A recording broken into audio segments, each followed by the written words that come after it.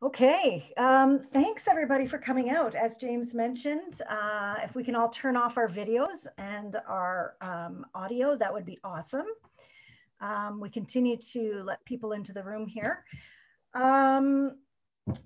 Yeah, this is being recorded, obviously, and for those of you that may or may not have noticed, we sent out, it'll be on our YouTube channel, hopefully by tomorrow, as well as the PowerPoint that Les has put together for us. So why are we doing these Gathering Athletics Alberta's series? It's the plan is to continue these in different topics straight through till we start the outdoor season or till the weather warms up where we can be outside again.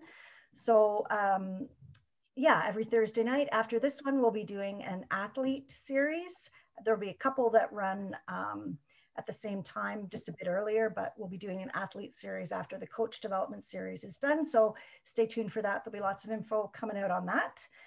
The talent optimization program has generously helped us pull off this series in the coach development. So we're very thankful. And yeah, thankful to Robin for all of her support along the way.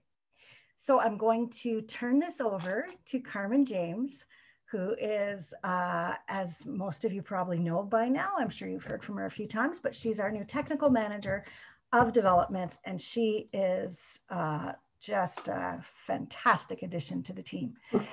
So I'll turn it over to you, Carmen, and when you're ready, I'll share my screen. Just let me know after your introduction, and then yeah, we'll get going. All right, sounds good, Beth, and thank you very much. Well, hi everyone, and welcome to part 2 of our coach development webinar. The overarching theme of this 5-part series is called Preparation for the New Normal. And tonight's talk is called Don't Drop the Gun. All right, now, as you may recall from last week's presentation, Derek Hansen coined the term a pandemic periodization. Well, tonight's talk is going to take an even deeper dive into pandemic periodization and describe what specific preparation means for the sprints and the jumps during these COVID days. Guidelines will be provided in terms of what to do and what not to do in order to make a safe and successful transition from this long drawn out phase of general prep that we've been stuck in to the competition period, which is just around the corner. I know everyone's just like, can't wait to get at it, but the thing we have to be concerned about is to not suddenly turn up the intensity and start trying to make up for lost time. Otherwise, as we know, that will just lead to injuries. So that's why we're calling this Don't Jump the Gun. All right, on that note, it is my great pleasure to introduce tonight's guest speaker, who is well known throughout the world of athletics. In fact, I'd be super surprised if there was one track and field coach in all of Alberta who did not know the legendary Les Gramantik. However, just in case there is someone out there that doesn't know Les, or let's say somebody outside of Alberta, I'm going to share with you a little bit of background information about Les. All right, firstly, Les, well, besides being an Olympian who competed in the pole vault for Romania back in 1972 at the Munich Games, Les has been a leader in our sport here in Canada for over 40 years at the collegiate level, provincial level, the national level, and the international level. He has coached over 50 Canadian national champions, including 2-time Olympian Jessica Zelinka and 3-time Olympian Michael Smith. In addition to that, Les has been named to numerous national teams as a coach. He's been to the Pan American Games 3 times. He's been to the Commonwealth Games 6 times. He's been to the Olympic and Paralympic Games 8 times. And he's been to the World Championships 11 times. And I might add that several of those national teams, Les wasn't just on staff, but he was actually the head coach, especially between the years of 1999 and 2011. So pretty impressive. And when he when he's not coaching or being a coach on the national team, Les has been instrumental in terms of helping Athletics Canada develop the coaching education program. I mean, he literally helped write the book on long-term athlete development and competition development. So it's pretty impressive that we have him with us here tonight. But what you might not know about Les is that he and I have had somewhat similar career paths. We've gone in separate directions, but now we've come full circle and we're back on the same page. In other words, what I'm trying to say is I was born in Calgary, whereas Les, he moved to Calgary indirectly from Romania. I was adopted. Les was a refugee.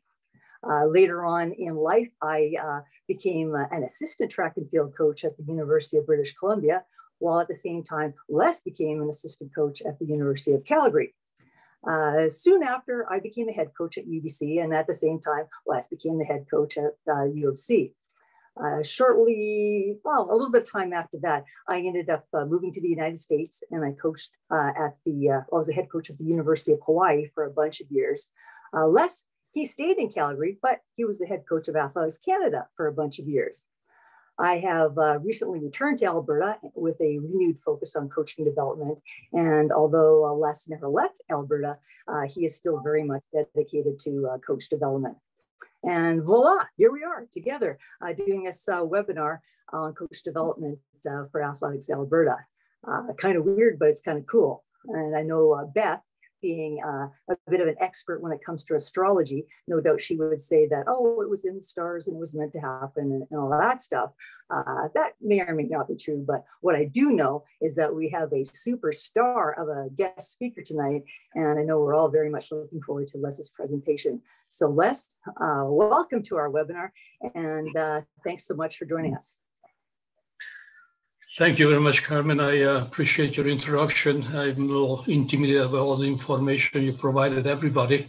Okay, it's just too much about you. You sent me a note and said legendary. I also sent back, legendary means Bruce Memorial. Oh no, it just means you're super. Memorial competition in memorial. So anyways, I enjoyed it, what I'm doing, and I enjoy coaching still, so I'm not gonna die anytime soon. Before we start, just one thing I want to mention is, like, I saw Kathy Berry on the participant list, and I'm quite happy because last Thursday, Kathy sent about 10.5 seconds after the introduction a note on the chat box saying, "Gee, 51, Derek, you look so young." Kathy, I'm 91. What do you think? I need you to put something on the chat box for me. Anyways, to make it serious, you picked the topic, Carmen, and I appreciate it, but I would like to make some diversion, so different directions about. So I will share quite a bit of my personal experiences in coaching through the night, but I will stay focused on pandemic because I'm pretty sure it's going to be around for a while. So Beth, could you get the next slide, please?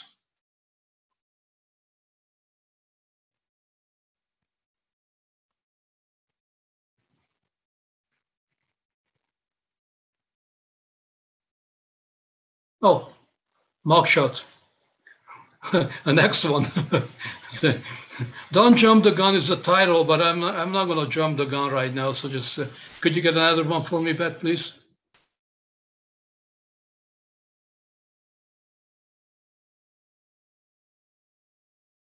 Okay, so I'm looking at the time, and I think according to the original schedule, I should be done about 10 after 8 o'clock, and then give us 20 minutes for questions and answers. Questions for sure, I'm not sure about the answers. But this would be a kind of a basic outline I put together what I would like to talk to you guys about today. And we'll spend quite a bit of time on lesson learned and still learning from COVID lockdown. The reason I'm saying that because the pandemic is not done, but even if it's done, it's going to be, next step is going to be endemic, which is also a form of pandemic, not as dangerous. And I think a lot more people think it's going to stay with us for a while. So might as well learn something what's happening in this lockdown and then move from there and see what we can do. Obviously, training protocols in the lockdown and the consequences. We'll have some ideas, some stuff that I think, and then we'll spend a lot of time on the return.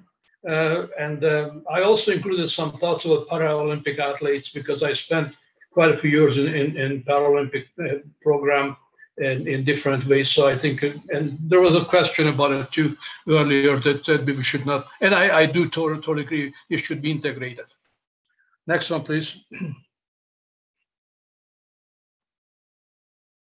Now, Carmen said Romania, but it was basically Transylvania. And this was our starting system.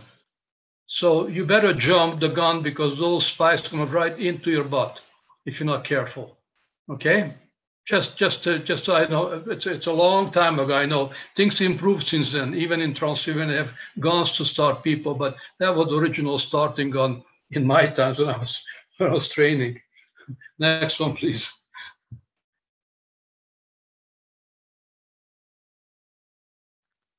Okay, I always, when I'm in academic environment, always talks about the fact that basically the information comes from various sources. If you steal from one person or copy one person's work, is plagiarism. But if you do from many, it's research. And I did a research when I got this discussion, some research, and actually run into a European Coaching Congress presentations, and there's quite a few studies there about what the pandemic did and does to the European sport community, and that's why. So first one is, the formula is backyard workouts and lots of sleep. Of course, it's different for some people, and this is more for the elite athletes.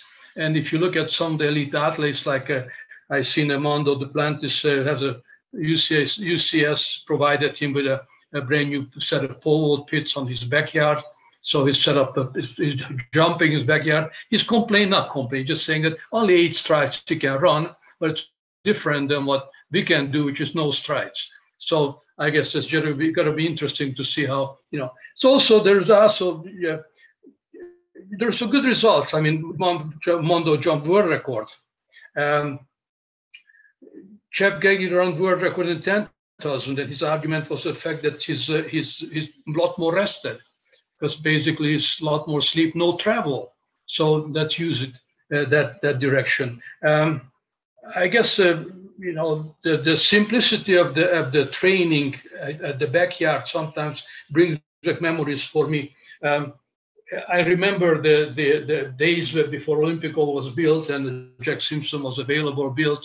We trained longer time back out there in the fall on the grass, sometimes even as late as December. A little bit of snow didn't hurt us. So we had a lot longer development phase of the season, 6 months to 6 weeks almost. 6 weeks means it's competition season.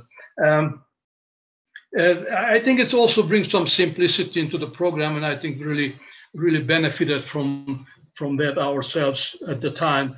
And I still think this fall, when we started training, I had a period of time when we stayed back at the university behind the buildings and on the grass.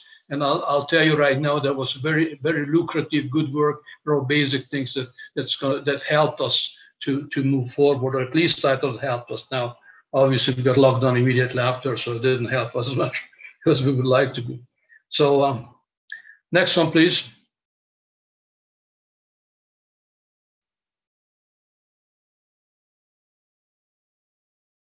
Oh, there's some positive from the lockdown. Hard to believe, right? There's a lot more rest. At least you can create a lot more rest. A lot more sleep. Now, this is assuming that you're a disciplined person. The sleep is an issue in our business in coaching, because we grossly undervalue the importance of sleep as a recovery tool. I have worked with Dr. Charles Samuels, who's a sleep doctor here in Calgary, and I brought him in for the Olympic team preparation, also for the FISU game preparation. And he always reminded me and us and athletes that cell phones and computers are evil. I made the decision after talking to him a number of times that after 8 o'clock, I don't touch my computer or my cell phone. Now, We went to a training camp with my group of athletes and a couple of years ago, and then we decided that collectively we're going to respect that rule. Well, they can't do it. Today's young generation cannot sell the cell phone at 8 o'clock at night.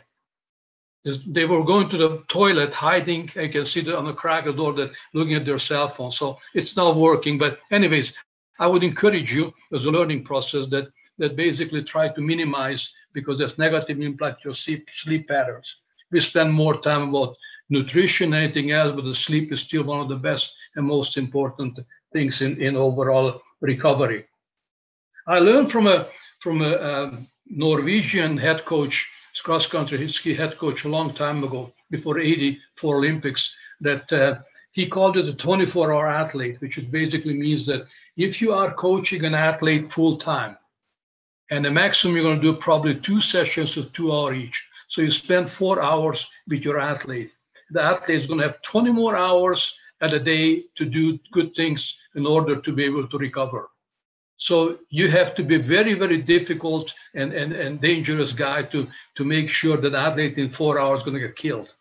So if the athlete does everything, sleep, nutrition, recovery properly, it's impossible to overtrain somebody in 4 hours. Well, almost impossible.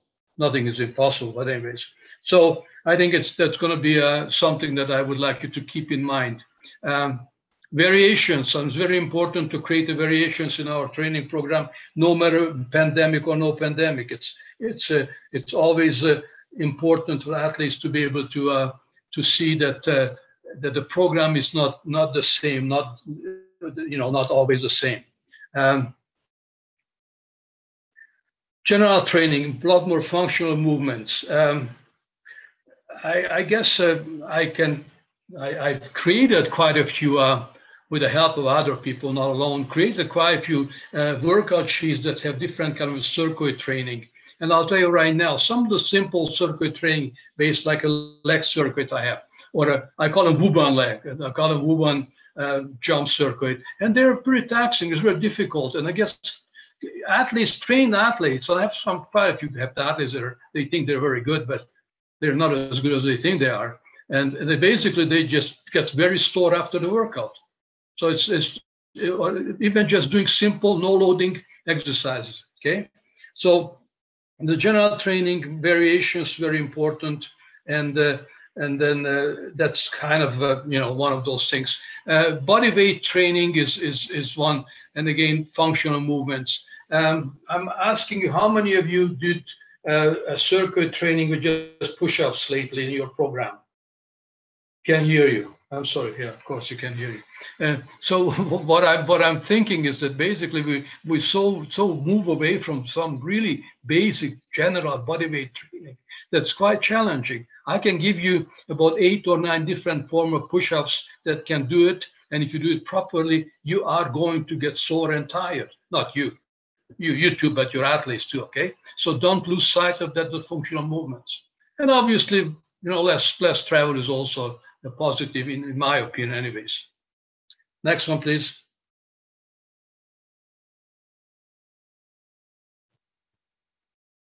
Negatives. Less density. The training volume is down. There's no doubt. In a pandemic situation, athletes train at home, alone, whatever. If not alone, but not much contact. But the volume is down. The workouts are shorter, and specific training is missing. There's very little technical training one can do, and I think it's oftentimes it creates the vacuum that people wants to say, well, I'm not high jumping, I'm not doing anything else. So feel that they need to do more. Less coaching because we're not around the athletes. Sometimes it's not so bad. As a matter of fact, oftentimes it's not so bad, but definitely less coaching through the pandemic. Less competitions. Again, that's a challenging because we've been talking motivation. Competition is still the biggest thing. And I always say the only reason one trains is to compete. And those who are a bit more advanced money and endorsements are missing. So that's a negative that I can see the lockdown. Next one, please, Ben.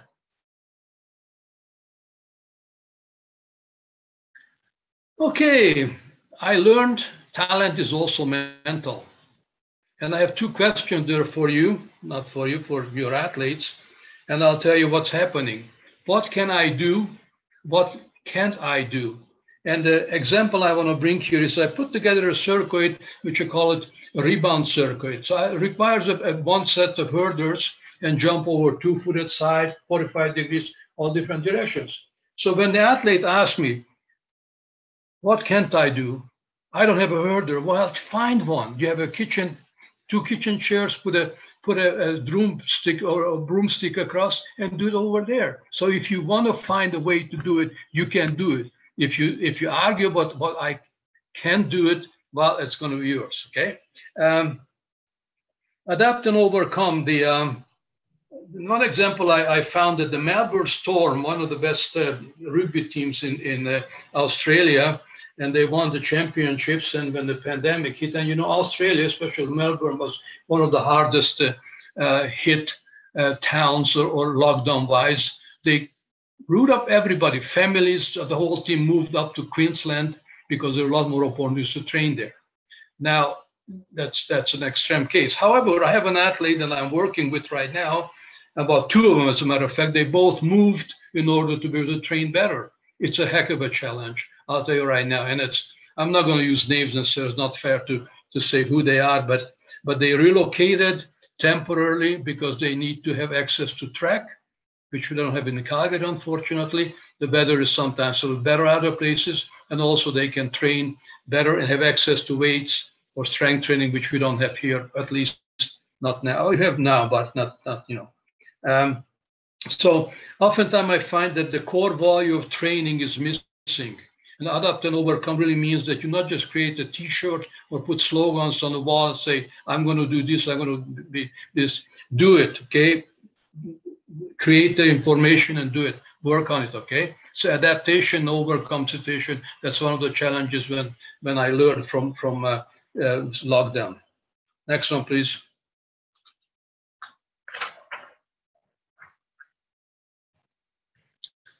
When we evaluate talent in athletics, we still have never one which level of performance.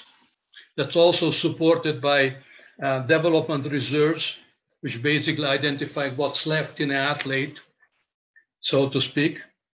And then that includes chronological age and training age. Oftentimes training age deceiving or chronological age combination, because chronological age only tells you when you were born and how many years you live. The training age can also be, some people are overtrained, so to speak, by age 12 or 14, and some others undertrained by age 15 or 16 at the training age. So that's a developmental reserves. Physical motor characteristics, more functional characteristics, ability to identify who you are, how tall you are, what exactly what are the possibilities on the long run. Low tolerance, it's a big word for me. Low tolerance means, in a simple terms, how whiny are you? Are you whining a lot? If you're whining a lot, you're a little harder to, I can't do that, I'm so tired. Okay, so used to, there are a couple of people on this call probably remember, I used to take my group of athletes to McMahon Stadium, 138 steps up. We'd run like they were dying. They were dying, not dying, but their legs were shaking. It's a useless training methodology because it doesn't do much physiologically, but emotionally creates that feeling that you train something more than ever before. Nobody else did that, okay? So the guys were pretty happy and the girls were pretty happy. And then they say, I did McMahon, that's great. I learned it from a very good swim coach, Derek Snelling in University of Calgary, who had a week called the Hell Week. And they were swimming more than anybody else. They were eating in the pool, munching and eating and swimming in between. And again, discussions were like, is it very useful? No, but it helps you to emotionally get the low tolerance so you can actually overcome heavier load that, training environment, it's quite important. Right coaching included, a place to train, you have preparation. And this is not just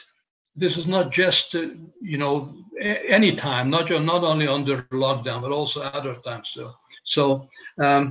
And lastly, or firstly, is the cycling, the most important in the pandemic. That's where I think we figure out how the the athlete react to certain emotional, psychological situation. There were questions raised even, actually, Derek was asked about it too, I think, on last Thursday, and it was submitted about motivation. There are two types of three types of motivation. Well, one time include the other two: extrinsic and intrinsic motivation. The first ones basically deal with the fact that the athlete loves competing, loves winning, and those are the first one we lose at the end of the COVID pandemic situation, because they lose interest. There's no competition. They're not as much of winning, and that also affects sometimes people that training. Coming from an environment where they were successful, all of a thrown into an environment they're not as successful and lose interest because they're not winning. That is why I personally always advocate the fact that stay in your age group. I always don't understand why people want to have a junior guy racing seniors. Why? To get your butt kicked? Okay, that's no good. Just stay and beat up people that belongs to you. Okay, and that's we in many other sports, almost all sports, we try to teach people to win. How are you going to teach people to win when they're not winning? So stay in your age group. Don't move anywhere. Okay, that's the intrinsic is the other one, is basically where athletes will respond very well to the process of training. And those are the lost training, love the process, train hard. And they're the one probably going to improve the most on the long run. And, and the self-motivation is something that, I don't have a PhD. I have a PhD in sports psychology from Bulgaria, but you don't want to know what the Bulgarian sports psychologist is. It's a 2x4. If you don't listen, I hit you in the head. Okay, so that's very simple. But the self-motivation is something that have to somehow identify and work with it. I had privilege, and I mean it, privilege to coach a very talented young man from a place called Cluny, Alberta. If anybody knows where Cluny, Alberta is, 60 kilometers east of Calgary. He was in a very small town. He was the darling of the high school, only 8 kids in high school. He's graduated. He made the World Junior Championship in '86. The whole town was out there at the airport, sending him up to Athens. And it was like, everything was fantastic. The only motivation he had is the community around him. Once he moved next year to Calgary, he lost all that support. He was no longer interested. He never really tried to train anymore hard. And so the self-motivation wasn't there. So I think that's one of those things you have to kind of figure out how you're going to deal with it in your own way. The developing autonomy and something that I would like to, and I'm probably going to come back a little bit later, a couple of more times, because that's some of those things that we have to, it comes from me, who I never really believed in giving athletes autonomy. I wouldn't say that. I believe now, but 20 years ago, I asked me autonomy. No, just shut up, do the workout, okay? So it's not exactly that autonomy, but what it does in right now, more and more indication that athletes should be able to make decisions and contribute. And the pandemic is a perfect time to give athletes autonomy. This is this is a program I would like to do, but you decide how much, how many times, what they were, what not. Okay, that's autonomy, and that's going to have to continue. And in my opinion, there are some studies. Again, studies, not just studies. There's about 20% of the training program should be autonomous for the athlete, which means that you would have to allow those guys to decide of what, I learned it from Dan Paff a long time ago that the best thing is that decathletes and jumpers and even sprinters hate speed endurance work. Well, not hate, but it's not necessarily the most exciting thing to do. So why don't you just give them an option? Okay, there are 3 versions, like 3 times 300, 350, 250, 150.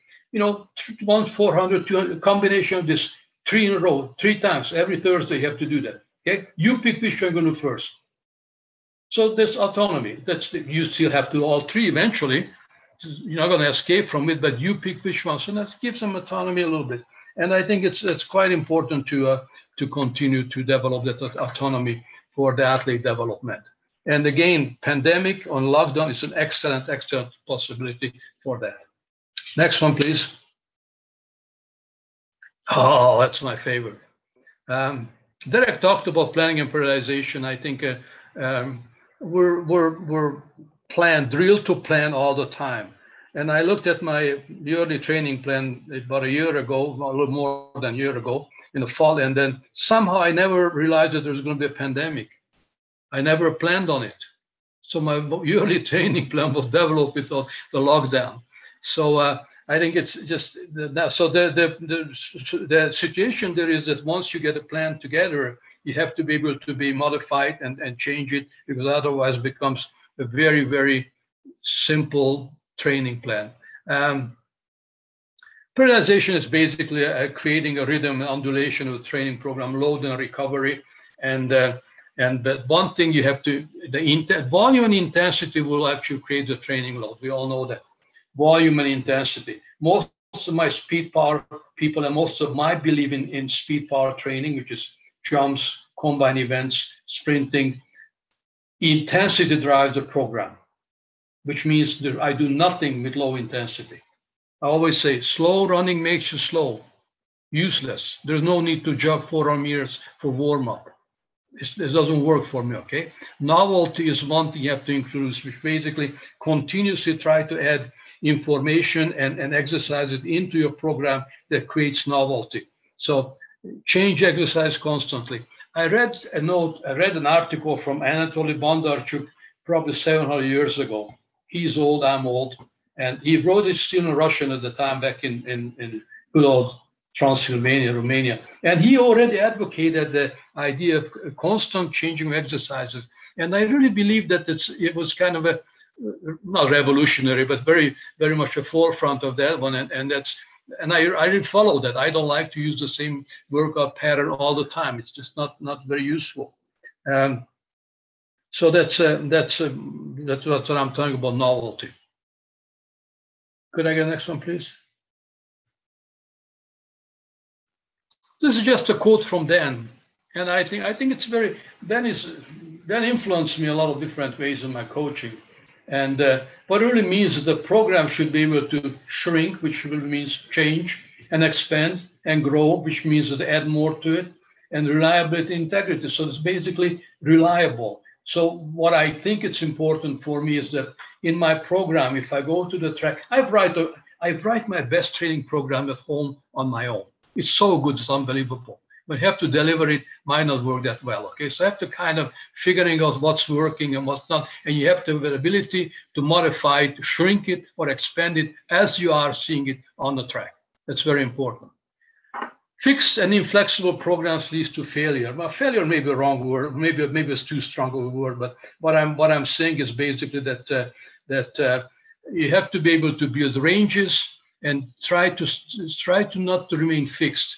If I write a program and say we have to run 3 times 300 tomorrow or whatever, it's not really that good. How do you know the 300 are going to look like after a second one or a third one, or maybe you need a fourth one? So get a bit of flexibility built in. It's very important. That is the art of coaching. That is the art of coaching. If you remain very inflexible on the long run, you're going to be able to create a very linear training program, which is actually for on-cycle linear program, probably adequate for elderly people and untrained people, or even beginners. And actually, in some ways, under pandemic and early stages, our program was very linear. We kind of did the same loading, same intensity for an extended period of time, which I wouldn't do otherwise. But that's what was possible. Okay, next one, please. I'm not telling you a secret, the rest and recovery is a part of training, but I just have to remind you because oftentimes we think it's not. Trained athletes recover better. And the reason I know that because there are millions of examples that I have that I personally know. I mean, Ashton Eaton used to take 3 months off after a season. 3 months. He's a decathlete. People think you guys should train all the time, nonstop, okay? Michael Smith was a wonderful athlete that trained well, but he never trained in the fall until the hunting season wasn't over. He loved hunting. He wasn't training until probably early November because the hunting season was still on. I guess just another example, Brittany Reese won the world championship after completed 3 weeks off. Her grandma died, couldn't train at all, went to Doha, won the world championship. So at the end, they say time off will not kill you. Remember that, will not kill you. The East Germans, and the East Germans do everything bad. There's a lot of good things. Other than the drugs, a lot of good things they did. But they also have a period of time called detraining. Detraining was very important, and I've gone through in my Olympic year detraining for 2 weeks. Couldn't do a thing. The coach said, "Don't do a damn thing. Just stay away from training." Okay. And sometimes it's hard for a lot of people to, no, I gotta train, because I'm behind. Yeah, you're gonna be behind even more if you're harder you train. There are numerous studies and examples by world-class coaches who indicated to me that actually Wolfgang Riesdorf, a German guy, did an analysis of results, and oftentimes you find that people will compete well post-Olympics and post-World Championships, taking a week or 2 weeks off, do nothing, and go back compete, and wow, I'll be doing quite well. So that's very important to recognize that that time off will not kill you. Next one, please.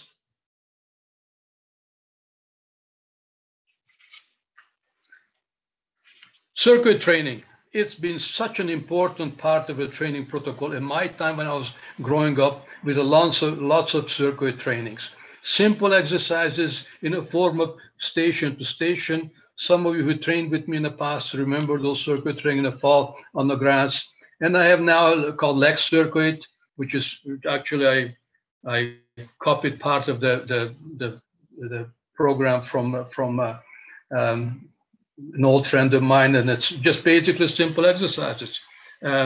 Something like parallel squat without loading, forward lunges without loading, 2-footed jumps, tuck jumps, split squat jumps, step ups, and you do go through about 10, 15 repetitions of those non-stop. I'll tell you right now, it's going to be very, very, very good, very useful program.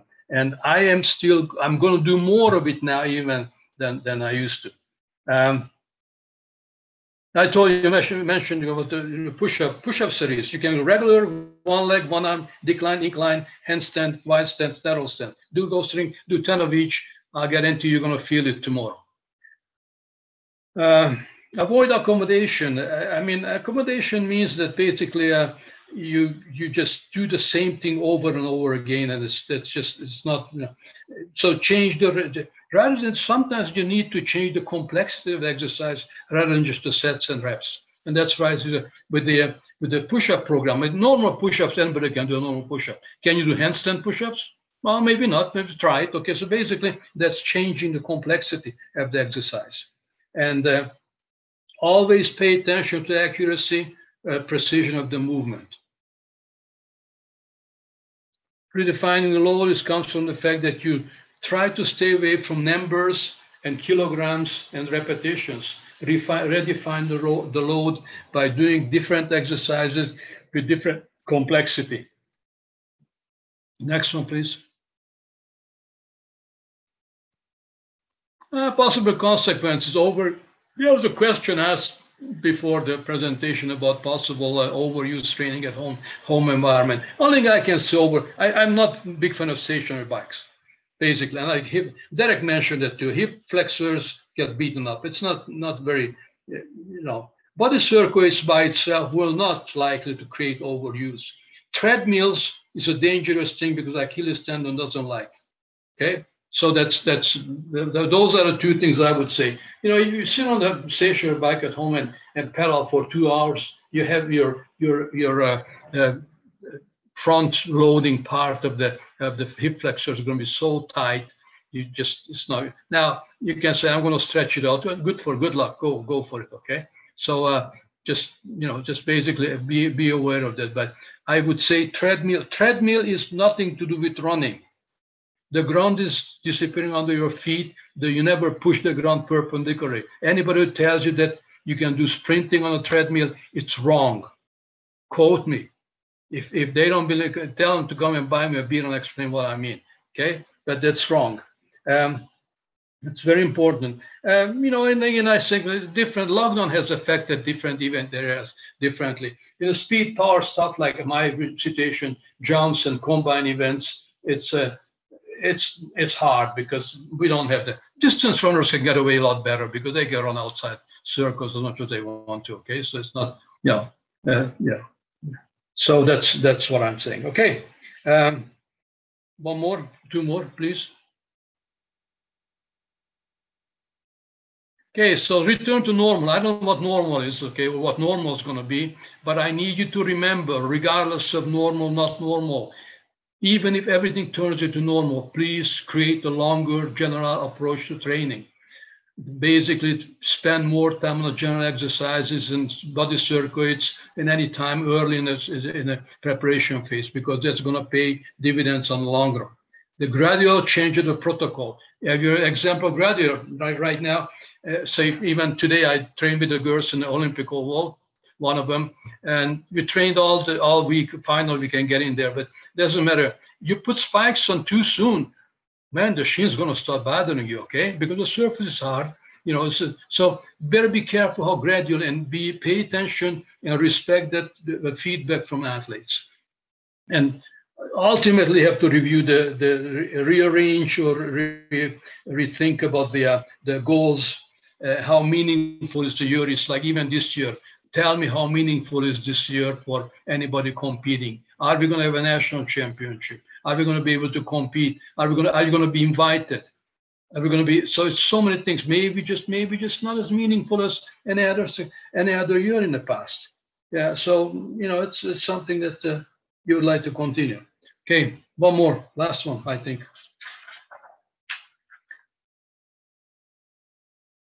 Amputee. I was a privilege, and I mean the word privilege, to work with the amputee people from 1999 to 2012. And I learned a lot from them. And I think the same, one thing I need to emphasize, amputee, and I can't comment on wheelchair athletes, but amputee people don't need to be treated any differently. They train with the rest of everybody together, did the same exercises together. The only consideration is the recovery patterns are different. And I'm sure if you watched Oscar Posterior's running at the Olympics, he can run the heats as fast as almost anybody else, but nothing left for the final after that. The recovery pattern is very different. So it's, you know, I don't know why. I tried to figure out, I talked to physiologists, there's no clear explanation why an amputee needs a lot longer recovery in a training session as well as a competition. So consider it, but you can do the same. Amputee can also walk over hurdles. It's not going to kill them, just coordination stuff. So do similar drills, similar everything else. And I strongly encourage you to do that. But once they get involved in it, they enjoy it more than anything else. And they're usually a lot happier than most of the able-bodied guys.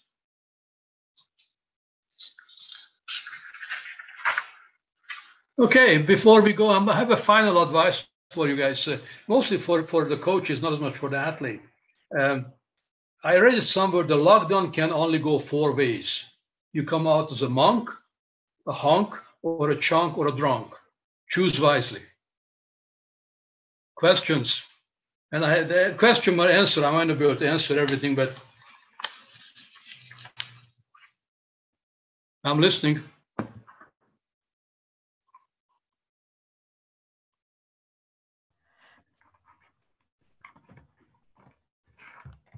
I'm just looking in the chat here. And let's... Don't worry about Kathy's message. There's a couple. Okay, Kathy Berry says, you look very young. Robin says, we're laughing, having a good time while you're chatting. Lindsay Clapperton must remember. I don't know who she is. She says she remembers, and I think that was in reference to doing the stairs. If I I'm sure it was. Yeah. Robert McKinnon says treadmills do not work opposing muscles. Kathy Berry says this was one of the best presentations she's ever Thank you, seen. Kathy. Actually, I do have a question. Sorry. Yeah. You definitely don't look 91, that's for sure. But there's these new treadmills that have the curved front where athletes are sprinting on them. I don't know if you've seen them. Yeah, I have. Like, so would those not be good treadmills to sort of stimulate or simulate sprinting? Well, I basically, and I'm, this is just my opinion, okay? And it's my opinion, my experience. The actual movement on a treadmill, when you put your feet down, the feet moving behind you, you can no longer push vertically. Like every sprinting position, you would like to have to come down here, push and propel your center of gravity upward. You can't do that on the treadmill. It disappears. Now, I belong to a club, and there's a young woman who runs on a treadmill, beautiful mechanics, but it's so deceiving. And I asked her, allow me to film you. She thought I'm sexual predator or something like that, okay? So just because I want to show how ineffective the movement is. And actually today, one of my former athletes showed a picture, showed the treadmill running. And again, I just find it ineffective. Does it have some volume? Yes, it does. Every exercise has some volume. Les told me don't touch it. No, Les didn't tell you don't touch it. I just make sure you consider it what exactly it's worth. If you just want to increase your aerobic capacity and be called fitter, that's good. The other thing with the fitness and the aerobic capacity is the fact is if you're not training fully, you better be out of shape when you come back than in good shape.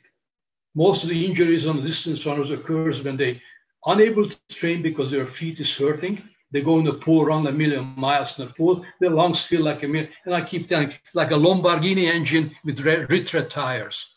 The tires blow, so they start running. Okay, it's not good. So I think that's how I'm looking at it. Okay, but use it, but carefully. Don't say, oh, I'm going to get fast because I'm running on a treadmill. Right. Make sense? Yep. Thank you. And anybody else have any questions or comments for Les? You're welcome to turn your cameras on now if you'd like, since we're at the chit chat portion of the evening. Can I ask a question? Absolutely. Hi, Les, it's James. Can you go a little bit clearer? Can you explain a little bit more to us about the idea what you said about running slow makes you slow? Can you give us an example of what your warm-up would look like then?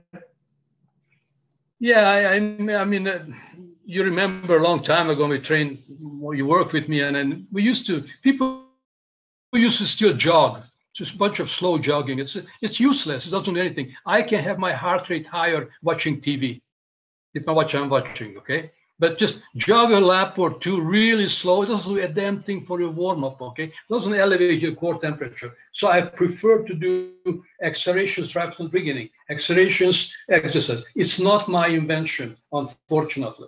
If Vern Gambetta told me a long time ago, it's one way to develop warm-up patterns, okay? So a lot more exercises, and you've seen what I'm doing right now, so it's not totally new to you, okay? But that would be my suggestion for people to consider it. Nothing that I say has to be taken. Just consider it. Just think about it, what I'm saying, okay? But I think it's quite important to, and again, when I said about the load and recovery, the load is in volume and intensity. And intensity is never low in my books. I don't need to run, 2 times, 3 times 30 meters slow. It does nothing for me. Okay? Thanks, Klaus. Yeah, you're welcome. We have a question from Raylene Hunter. Les, how do you feel about sprinting in the cold? Kidding, not kidding. Doing what? How do you feel about sprinting in the cold? And I think she says she's kidding, but she's not really kidding. Well, desperation is oftentimes leads to so many different solutions, because I think, and I understand what it's coming from. I mean, ideally, you wouldn't want to sprint in the cold, okay? But we have no choice sometimes. And again, sprinting is one thing, how fast you're sprinting, but you have to, you still have to move relatively fast. And I know the same thing. One of my girls moved to Kelowna just to try to solve the problem of miserable training conditions here. But it's get cold there too. It's not Hawaii. Carmen was in Hawaii. She knows what what warm is, okay? But no, I would be cautious how I'm using it and what exactly do about cold weather sprinting or cold weather training period outdoors, okay? That's right. But are there any other questions for Les at this time? Anything else coming up in the chat, or if anybody wants to unmute, you're welcome to do so. I'd just like to say thanks a bunch, Les, for pointing out all the positives that being locked down during this time isn't really all that bad. I mean, it's not ideal, but the fact that you pointed out so many positive things that could be achieved during this time is really, eye-opening. And I think more people should focus on the positives. Because I know, especially here in Alberta, it's kind of tough when, especially during that polar vortex, when we can't train outside and there's such limited indoor spaces for it, let alone that it was just last week that the restrictions were lifted so much that, we can start up with the one-on-one training for those over 18. It could be frustrating to then be able to watch other people who are competing and knowing that, we can't train indoor or outdoor, but I like the fact that you pointed out a lot of positive things. And if people stay focused on that, then we'll be able to make the transition into the competition period more smoothly and safely. I think it's important to be able to kind of overcome a little bit that focused and refocused and find things that you can do, not find things you cannot do, because it's always. And I think it's challenging as heck, and for me too. And I'm not as positive as I sound, but you can figure out ways to train. That's what I'm trying to say. Please get off your butt and train. Figure it out. Even at home, jump over a kitchen sink. Okay, I don't care. Just do something. Okay. We have a question from. Let me see where to go. Oh, from Mark Cox. Is wondering, how do you use time off, as in recovery periods, during the season? How do I use it? Well, I basically, time off for me is just exactly that, is time off. So basically, there's no training or no anything, okay? The more train, what I said in the presentation, that the trained athletes recover better, which means Ashton Eaton can take 3 months off and come back and train well. Okay, so not everybody Ashton Eaton, not every Michael Smith who can take 3 months off in the fall and come back and train better. But the reality is the detraining component, and just very recently was an article written by Trent Stellingworth from Victoria about recovery patterns after different events, different areas, physiological areas, and it's not as drastic. You don't lose as much as you think you are. By taking time off, the body allows to regenerate. And it's quite good for sometimes to really take the East German concept of detraining was very well respected in a various form of methodology of training. So we just put your feet up, and I keep telling girls, go home, eat, and get fat. We'll work it off later, okay? It's not a problem. Just get a little extra chunk. Les, can I add on or clarify the question? What's that? Sorry. Can I add on or clarify the question? So, oh yeah. During the actual season, I guess, how would you use, or do you use, time off, from when you start in the fall to when you end in the summertime? Do you take weeks, a week off here, a week off there, or 2 weeks? Do you know what I mean? That was kind of more what I was asking. Yeah. Okay. Sorry about that. I think how I do it is first you have to identify what your athletes respond the best, and sometimes individualization is quite important, even at the not this total beginner level, but the lower sub-elite level, individualization. And I learned a long time ago from Karina Kluft's coach that he called it black and white periodization. When it was a time to train hard, when the time was off. So he always said 5 days of training, 2 days off is better than having 4 days off, 1 day on, 1 day off, right? So it's right. So I religiously have my Saturdays, Sundays off, not because I'm religious, but just the way I'm doing it, okay? So I get 5 days continuous training, and I try to multiple training sessions. And within the 3 weeks mesocycle, often sometimes 4, have a week which is very easy. Not totally off, but very easy. Okay, so that's how I can try to undulate the program. But then again, you have to consider how well they respect the recovery part, because that's what I said to a 24 athlete. If you have many other things in life that impacts your life. I mean, when I put the university when I used to all the girls university, look at the fall training program, put it together. Look at when the reading week is. You can't. There's no idea. There's no reason to put a hard week of training when they're reading week, exam week. Okay, so you have to consider other factors in athlete's life that comes. Okay, now you can't totally play on everything else, but that's how I'm looking at the time off. But I find that a 2 day 5 on 2 off is better for me than 4 on 1 off, 1 on 1 off. Okay, that kind of things. It has been worked well for most of my heptathletes mostly, and the athletes that I work with. The pole vaulters are different. They're a kind of lazy bunch of guys anyways. Sorry, I didn't mean that way. I was a pole vaulter. Anything longer than a pole vault approach is not for running. Oh, Les, I've posted your website here for everyone to take a look at, and we had a request for your email address, and I know there's a contact form on. Yeah, it's as a matter of fact, I forgot to tell you guys, I have a website, lesgramantik.com, and I have 2 hits, both by me. So you're welcome to hit it at least one. There are some exercises on it. You can enjoy it, but yeah. Email me if anybody wants to talk to me. It costs you a beer or 2, but other than that, I'm okay.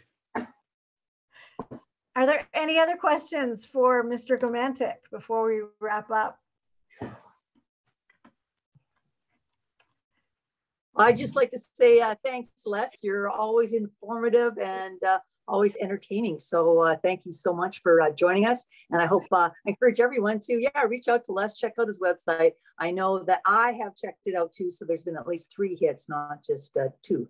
So definitely do that. And thanks everyone for joining us tonight. It's great to see the numbers increase. And next week, same time, same place, I think it's the 25th of February, we'll have Larry Stanky as our guest speaker, and he'll be talking about some of the same concepts, but how they apply to the throwing events.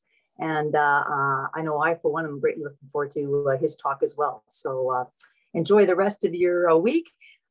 See all the positives that we can get out of this lockdown. And thanks again, Les, for joining us. You were awesome as well. Thanks for the opportunity. Thanks, folks. We'll see you next time. So